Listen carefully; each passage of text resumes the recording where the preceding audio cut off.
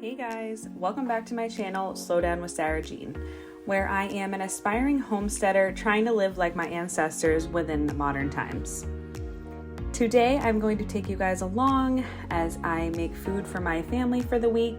So each day I am going to share one meal that I make for my family of 5. And I thought it would be fun to share what we're making around here.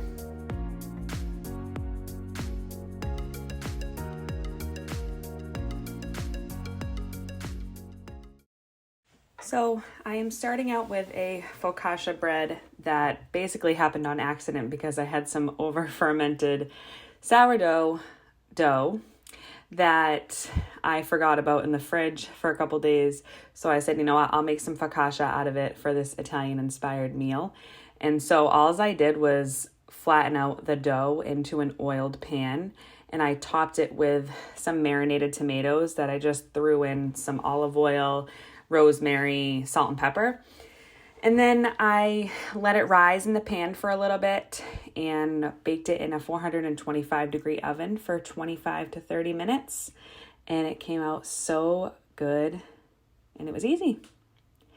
Next, I am making my own pasta. So I don't do this often. It was a lot of work. I've done it a couple times now, but we didn't have any pasta and I really was craving it. So I went ahead and milled some flour from my Nutrimill, which is an amazing kitchen item to have. If you don't have one, I suggest you look at one. I can go ahead and link mine in the description box, the one that I have. I got it for my birthday, and I really love milling my own flour. I get my wheat berries from Azure Standard, and just having fresh milled flour at home is such a blessing.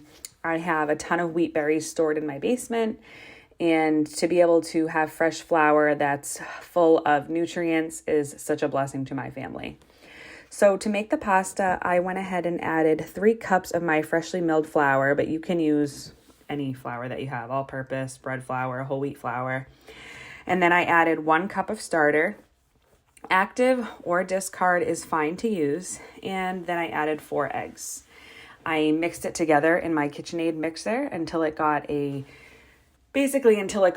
a good consistency where I could take it out and mold it into a ball myself. Now, this next step would be easier if I had the KitchenAid attachment, or a pasta maker, but I don't, and I was just working with what I had. Like I said, I was craving pasta. So I was like, you know what, we're just gonna go ahead and flatten it out with an old-fashioned rolling pin. And it did take quite a while. Don't let this fast-paced of the video fool you. I divided the ball into 8 pieces and then I flattened it out. Make sure you flour your surface a lot. It gets stuck to the rolling pin, stuck to the counter. I really would love to invest in a pasta maker, which is funny because I was saying that to my husband and he's like, I was going to get you that for Mother's Day. So he's already been thinking about it. So hint, hint, honey, I still want it for Mother's Day. Once I flattened it out enough, I just used my pizza cutter and, just cut it into a desired thickness. And this next part also would have been easier if I had a drying rack for my pasta, but I just used this cookie rack that I had, and you guys, it worked. I was just trying to make do with what I had, but like I said, used a lot of flour to make sure that they do not stick to each other or to the counter or to the rolling pin. It was a tedious process, but it was totally worth it. We had leftover pasta for the next day as well. So I would do it again, but thankfully we do have kitchen tools that make things a little easier. But if you're working with what you got, it works, friends. And then I was wanting to have this with a creamy tomato sauce, and so I whipped this up. It is a very simple use what you have type of recipe, and I used a 1/2 cup of butter with 2-ish tablespoons of flour. So I melted the butter first, and then you can see I'm whisking in the flour to get a rouge, and then I added in about a 1/2 cup to a cup of heavy cream. As you can see, I'm not using exact measurements here, and it's very easy with sauce to actually, yeah, I definitely added a cup of heavy cream. And then I did add a half a cup of milk, and I whisked that in and let it come to a boil, and then I turned it down to simmer it.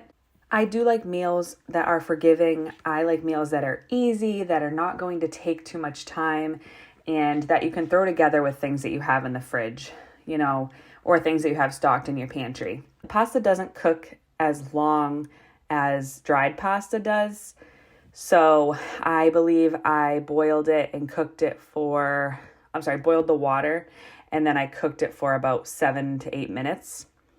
And then to my sauce, I added 2 ounces of cream cheese and 1 cup of shredded cheese. I believe I just had white cheddar cheese, but you could also use Parmesan or whatever cheese you have on hand. And then I am adding a couple tablespoons of this delicious tomato basil pesto that I get at Aldi, which you can use regular pesto. You could also chop up sun-dried tomatoes and use pesto with it. There are a lot of options. You can also try tomato paste. Put in like 2 tablespoons of tomato paste would work. So there we have it. We grilled some chicken and we threw it on top, and it was delicious, served with a salad. The next night I had to cook a roast. And I say had to cook because we just ordered another cow with some of our friends, and I really needed to clear out my freezer. I still have just a couple of things left, but I had this roast in there, and I said, you know what, this will probably need to cook for a couple of hours, so let me go ahead and throw it on the stove now. So I added some olive oil to the pan, some salt and pepper on the roast, and I just wanted to brown it on each side before I went ahead and slow cooked it. And then I had some potatoes to get rid of and an onion. I unfortunately didn't have any carrots or celery, but if I did, I was going to throw those in as well. I just didn't have any on hand, and I had the potatoes and onions because those store well, so I was just trying to use what we had. I am a big advocate for using what you have in your pantry or your fridge, buying staple items at the grocery store so that you can kind of whip up meals when you don't have a plan. I do like to put on my calendar dinner ideas for the week, just so I have like some sort of outline, things I can take out of the freezer and let thaw in the fridge for the week. But really having those pantry items and fridge items that you can use in all sorts of recipes are essential in my kitchen. So I was upset to run out of carrots and celery. I usually always have those on deck, but I think I had used them for broth or soup and ran out. So I just used potatoes and onions, and this meal was still delicious. So once I went ahead and sizzled the roast on every side, got it nice and brown. So I ended up adding about 2 to 3 cups of the beef broth. And normally I would love to have used fresh bone broth, but I did not have any already made. So when I go to the grocery store, those are a couple things that I also will add into my grocery cart are chicken broth and beef broth to keep in my pantry for times where I am kind of running on the fly and I didn't prepare a couple days in advance to make bone broth. Put the cover on and I let it cook on my stove for about 2.5 hours on low. And let's say low to medium. And I let it cook on the stove. And then we went ahead and steamed some broccoli and had that on the side with some leftover focaccia bread from the day before. I feel like we cook a whole chicken in this house once a week, if not once every week and a half, because I love using the bones for bone broth. I love having leftover chicken to use throughout the week, for salads. Or I think the next day after this, I didn't include it in this video, but I made a buffalo chicken mac and cheese, and I used the leftovers from this chicken, and oh my God, it was so good. So I just like having leftover chicken to use in all sorts of recipes. And it's very easy to throw a whole chicken in the oven and let it cook for an hour or so and forget about it. So all I do to my whole chickens is sprinkle them with salt and pepper and garlic powder and onion powder and a tiny little bit of paprika. Paprika is like my secret seasoning for whole chickens and also for French fries and home fries. I love a little bit of paprika on it. So I drizzled some olive oil in my pan and then put the chicken in, browned it on both sides before putting it in the oven. And I put it in the oven at 400 degrees for about an hour. Obviously, it depends on how big your chicken is. You know, just keep checking it with a thermometer and it'll give or take 10 minutes depending on the size of your whole chicken. Before putting it in the oven, I do add some broth on the bottom of the pan and I stuff the chicken with whatever I have. I had some lemon and some seasonings, some sage that I wanted to use. So I just stuffed that inside the cavity of the chicken to make it juicier and tastier. I didn't have any chicken broth, so I just used the leftover beef broth from the day before. We had a huge bag of potatoes to go through, so I went ahead and made some mashed potatoes, and we make mashed potatoes very easily. Sometimes I don't even peel them. I just chop them right up and put them in the boiling water. Even if I'm making French fries or home fries, normally I buy Yukon Gold or the red potatoes so that I don't have to peel them. I just wash them and cut them up. So for our mashed potatoes, we boil the potatoes and then we add a little bit of milk or cream with some butter, of course, grass-fed butter, a little bit of garlic, a little bit of pepper, and some salt. We keep it simple and they always turn out amazing. My husband is the mashed potato maker, we call him, because he always makes them so good. And so we leave him on mashed potato duty in this house. I didn't have many fresh vegetables on hand, but I did have this bag of organic mixed veggies. So I went ahead and just cooked those in some boiling water on the stove, and it was just an assortment of like peas, green beans, carrots, and corn, I believe, and we served that on the side. And of course, we served it with some sourdough, and this was actually not even fresh sourdough, friends. This was sourdough that I had in the freezer, and we just threw it in a 350-degree oven for about 5 minutes, and it was good as new. Did you know that you could freeze sourdough? Because I've been doing it, and it is a game changer. I've done it for the past couple of years. What I do is I make a bunch of loaves at once and I freeze them and I'm able to pull them out during the week. For our next meal, we had sloppy joes with roasted broccoli and French fries. And I'm laughing because I didn't realize this week we had a lot of potatoes, but it was because I didn't want to go grocery shopping just yet. And we had bought a huge bag of potatoes from Costco. So I was just trying to use up what we had before I would go grocery shopping again. So here I am just topping my broccoli with olive oil, and I like to rub it in so that it gets nice and crispy. And then I just add some salt, pepper, garlic powder to my broccoli. I keep it really simple and it always tastes really good. For the potatoes, I cannot stress this enough. Cook your potatoes in bacon grease and you will thank me later.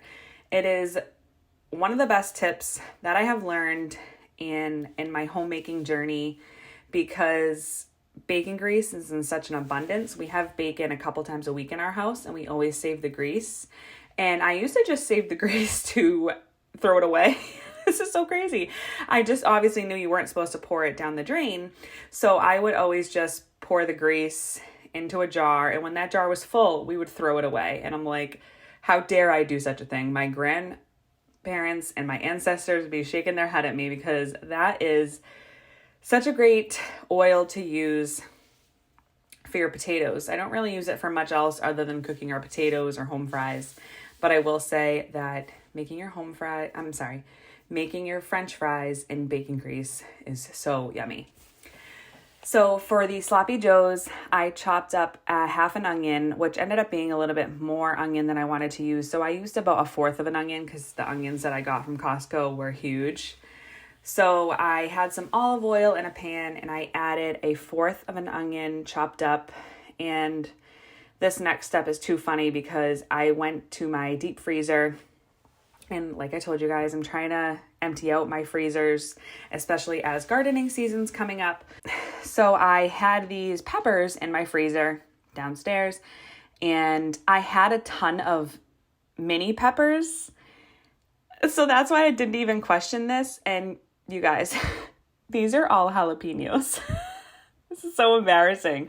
So I didn't read the bag. I just grabbed peppers, and we don't really eat that many jalapenos. So I just thought that these were mini peppers that I froze from my garden last year. And we were wondering why dinner was so spicy. Like, my kids couldn't even eat this dinner. Once we sat down, we had to cook them chicken because this meal was so spicy because of all those jalapenos that I just put in. I was like, I didn't add that much chili powder. I don't understand why it's so spicy. I could not figure out why it was so spicy until the next day I had gone in the fridge and saw the peppers in my produce drawer and was like, oh my God. I gave my family a lot of jalapenos last night. Oh my God. And some of them were red, so they were wicked spicy. Oh my God. Always read the labels to your preserved food, my friends. And then I'm just cutting up the potatoes here into little wedges for French fries. So I'm frying up the potatoes in bacon grease, and they take about 15 minutes. I obviously overcrowded the pan a little bit, but they took about 15 minutes to cook in the pan, and I don't season them until after they're done cooking and I have drained off the grease a little bit. After my veggies sauteed, I added some of my grass-fed ground beef, just a pound of it, broke it up, added a couple of cloves of minced garlic,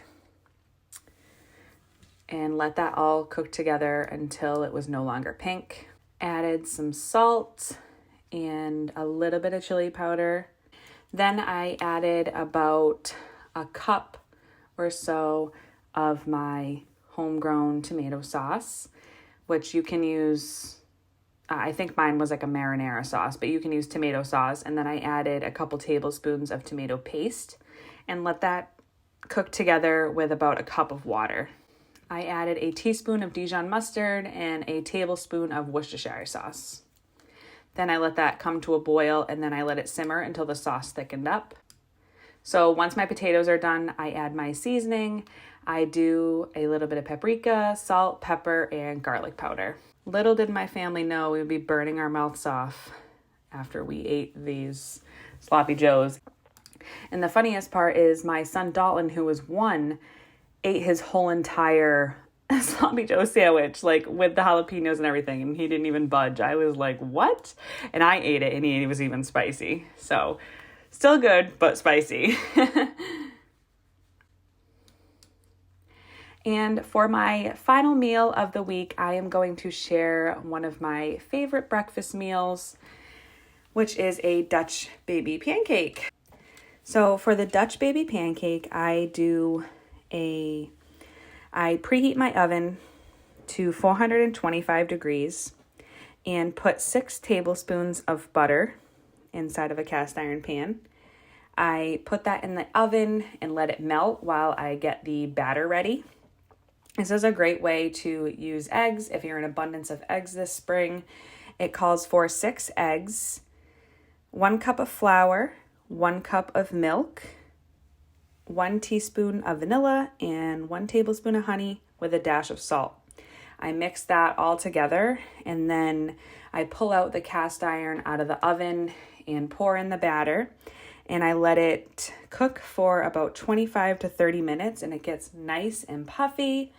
And I will top it with powdered sugar, frozen berries, or I'll make a frozen berry syrup, which is really easy. You just take some frozen berries with a little bit of water, simmer it on the stove, and you've got a homemade syrup.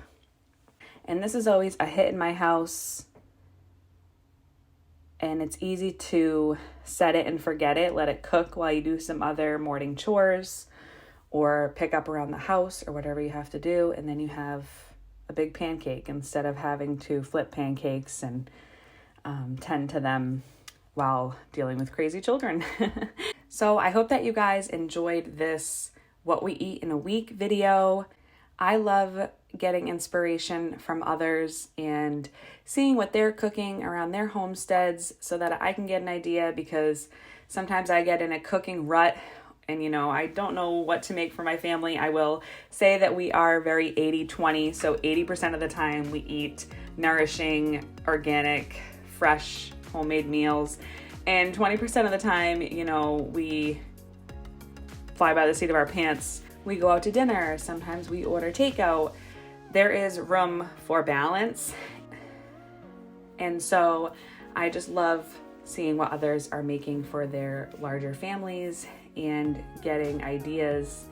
So I hope that you guys got some ideas that you can go forward with this week and nourish your family and cook some yummy, warm, homemade meals for you and your loved ones. Thank you guys so much for stopping by here. If you're not already subscribed to my channel, please go ahead and click that subscribe button, like this video, and stay tuned for what we have to come. We produce videos about once a week.